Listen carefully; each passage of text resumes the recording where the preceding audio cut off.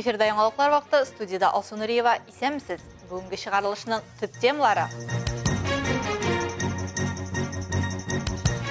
Салым түле һәм тынычлап йокла. Федераль салым хезмәте быелга үзгәрешләр хакында мәгълүмат бирә.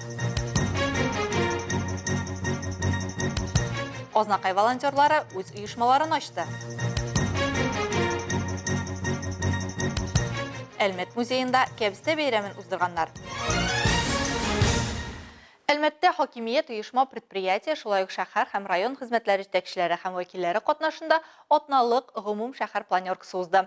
Биредә район башлыгы яңа кадрлар билгеләү турында игълан итте. Моның хакта алдагы сюжетта. Атналык планерка котлаудан башландым. Туган көнен үсеш департаменты МАУ директоры урынбасары Егор Шишев билгеләп үтә. Шулай ук конкурс нәтиҗәләре буенча үсеш департаменты МАУ директоры вазифасына Кирилл Сафонов билгеләнде. Киңәшмәне ачып район башлыгы Тимур Нагуманов узган атнага йомгак ясады. Алар арасында халыкара өлкәннәр көне, укытучылар көне, Әлмәт татар дәүләт драма театрында 79-нчы сезон ачылышы хакында сөйләп узды. Шулай ук район башлыгы Россия Федерациясе президенты Владимир Владимирович Путин инициативасы буенча гамәлгә ашырыла торган социаль газлаштыру федераль программасы кысаларында җылытуны эшләтеп җибәрү һәм газ белән тәэмин итү челтәрләренә тоташтыру эшен көчәйтү мәсьәләләрен билгеләп үттем. Эта неделя холодная, уже нулевая температура почти приближается к ночному времени. Поэтому, коллеги, очень жестко, четко, чтобы вас что работаем. Никакие не недели у нас срок. Все порывы, все вопросы на обучение буквально через неделю станет. Планеркадагы төп докладны Татарстан Республикасы Әлмәт муниципаль районы финанс бюджет палатасы рәисе Зөлфия Шәйдуллина тәкъдим итте. Үз докладында ул 2023 елның 9 аенда муниципаль районның консолидацияләнгән бюджеты үтәлеше нәтиҗәләре турында сөйләде. Что из объема предусмотренных лимитов в сумме 7 миллиардов 432 миллиона рублей расходы проведены в сумме 5 миллиардов 568 миллионов рублей или 75%. В общем объеме расходов средства местного бюджета составили 3 миллиарда 5 миллионов рублей, средства федерального и республиканского бюджета 2 миллиарда 563 миллиона рублей. Совет аппараты җитәкчесе вазифаларын башкаручы Айнур Исхаков планерка йомгагында алдагы атнага планлаштырылган чаралар турында мәгълүмат бирде. Фатиры, йорты, жир участогы һәм автомобильләре булганнар гадәттә көз аенда бәхет хатлар ала башлый. Шулай федераль салым хезмәте салым хәбәрләрен җибәрүне дәвам итә. Физик затлар узган елгы җир, транспорт һәм милек салымын түләргә тиеш.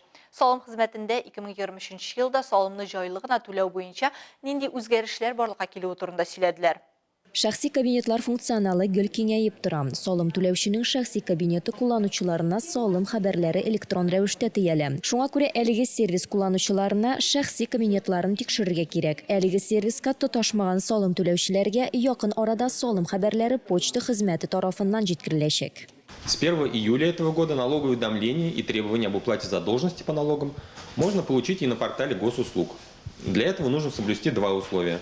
Быть зарегистрированным на портале госуслуг и направить уведомление о необходимости получения документов от налоговых органов в электронном форме.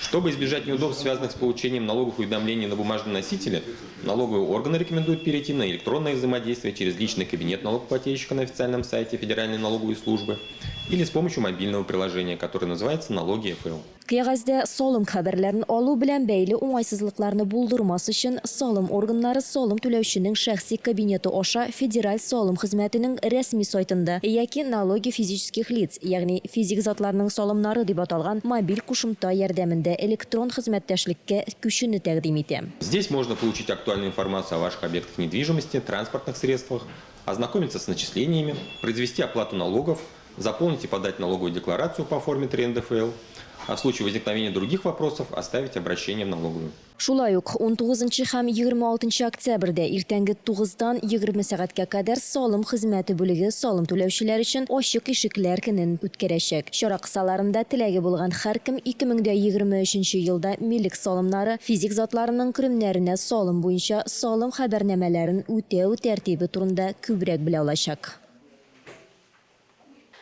Яңа төрле паспортлар кагаз вариантын алмаштырачакмы? Цифрлы паспортны ничек һәм кайда кулланырга мөмкин булачагы билгеле.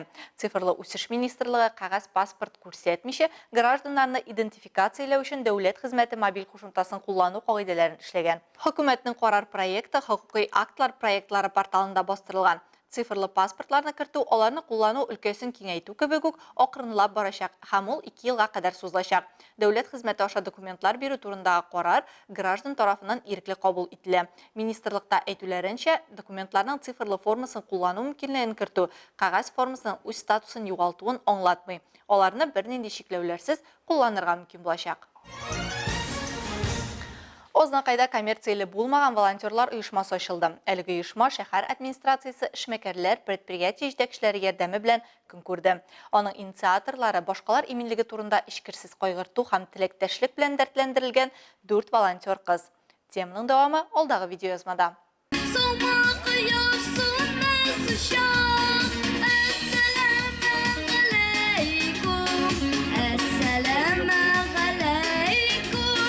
Чарада катнашучыларны шәһәр башкарма комитеты җитәкчесе Эльвир Габдрахманов сәламләде. Бүгенге көндә инде Азнакаебызда, районыбызда безнең волонтерлар белән бик күп эшләр эшләнә. Бүген инде менә Азнакаебызда шундый кабинет бүлмә ачыла, кешеләргә ярдәм итү бүлмәсе дибез бит инде.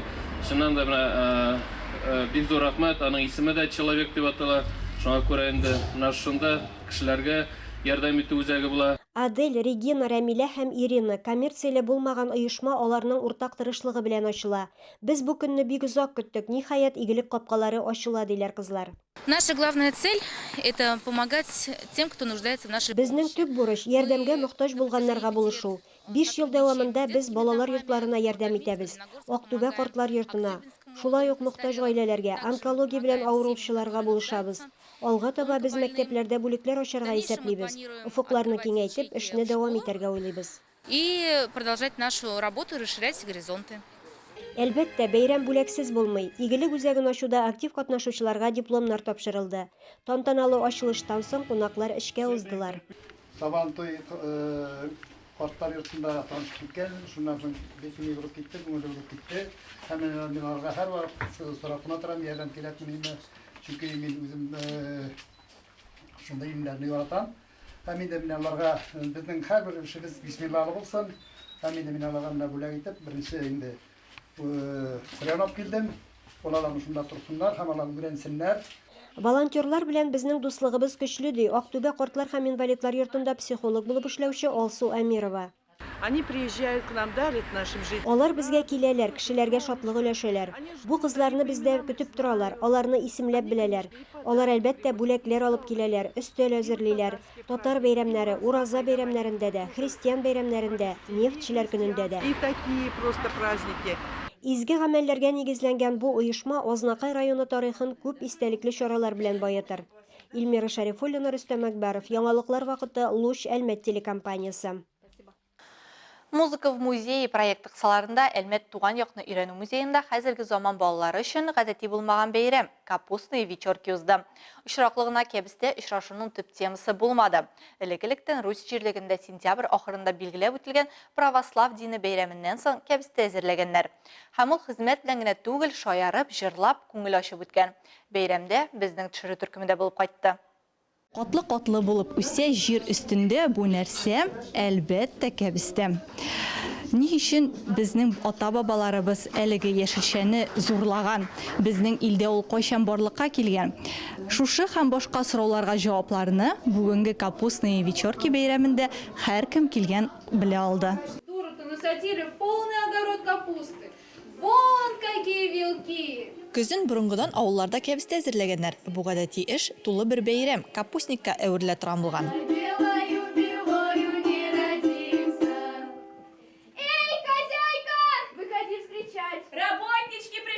Капустник көнендә хуҗалар кәбестәләрне кышка әзерләргә ярдәм итәр өчен капустные вечерки кичәсенә кызларны чакыра торган булганнар.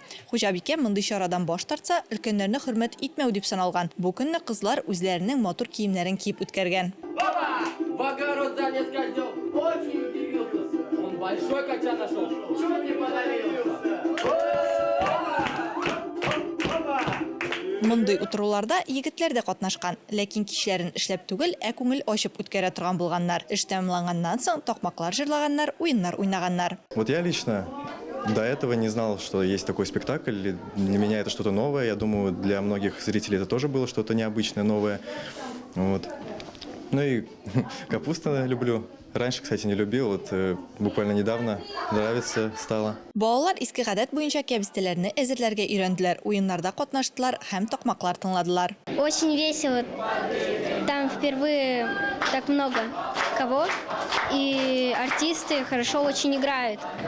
И это очень нравится всем. Там все радуются, свистят, кричат. Катнашучылар мондый бәйрәмнәрнең тарихны белергә һәм гореф-гадәтләрне сакларга ярдәм итүен билгеләп үттеләр. Алсу Нуриева, Рафаэль Сафин, Яңалыклар вакыты, Луч Әлмәт телекомпаниясе. Мөһим мәгълүматларның берсе иртәгә 12 октябрь көнне иртәнге 9 сәгатьтә Нефтче мәдәният йортында вакансияләр ярминкәсе узачак. Ярминкәдә шәһәрнең иң кирәкле вакансияләр турында белергә, бушлай һөнәри курсларга язылырга, үз эшеңне ничек ачарга дигән консультацияларга мөмкин булачак. Чарада барлык теләүчеләр өчен оборона сәнәгать комплексы, IT тармак, төзелеш, хезмәт күрсәтү һәм җитештерү өлкәләре предприятиеләр белән әңгәмә узу мөмкинлеге бар. Потенциаль хезмәткәрләрен барлыгы 20 эш бирүче эзләячәк. Тулы мәгълүматны 885 53 32 34 95 телефоны буенча белергә мөмкин. Шулай ук иртәгә 12 октябрьдә 17:30-да Әлмәт иҗтимагый үзәгендә Әлмәт иҗтимагый киңлекләр дирекциясенең булачак парк менеджерлары өчен урнаштыру сессиясе узачак. Монтажлау сессиясе вакытында катнашучылар парк менеджерының кем икәнен һәм аның нәрсә белән шөгыльләнүен беләчәкләр. Казанның парклар һәм скверлар дирекциясе һәм Татарстан шәһәрләрен үстерү институты белгечләре дә шәһәр иҗтимагый киңлекләре белән идарә итү өлкәсендәге тәҗрибәләре белән уртаклашачак һәм барлык килеп туган сорауларга җавап бирәчәк. Бирегә шәһәр парклары һәм скверлары язмышы белән кызыксынучылар да көтелә. Бүгенге чыгарылышта шулар иде. Мин Алсу Нуриева һәм монтаж операторы Булат Усманов сезнең белән сау булашабыз. Сен сау булыгыз.